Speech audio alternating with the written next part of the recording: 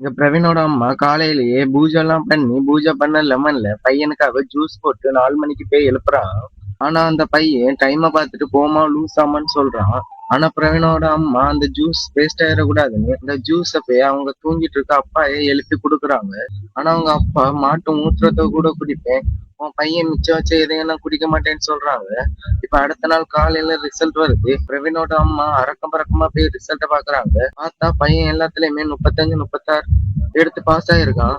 பிரவீனோட அம்மா ரொம்பவே சந்தோஷப்படுறாங்க. ஏதோ ஸ்டேட் ஃபர்ஸ்ட் எடுத்த போல. இப்போ பிரவீனோட அப்பாட்ட போய் பையன் பாஸ் ஆயிட்டான்னு சொல்றாங்க.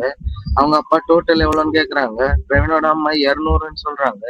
இதெல்லாம் வச்சுட்டு அவனை என்னால மேல் படிப்பு படிக்க வைக்க முடியாதுன்னு சொல்றாங்க. ஆனா பிரவீனோட அம்மா நான் என் பையனை கலெக்டருக்கே படிக்க வைப்பேன் அப்படி சவால் விட்டுட்டு வராங்க. இப்ப பிரவீனோட அம்மாயும் ஆட்டோல போயிட்டு இருக்காங்க. பிரவீன் கேக்குறான் எப்படிம்மா சீட் வாங்கினான்னு.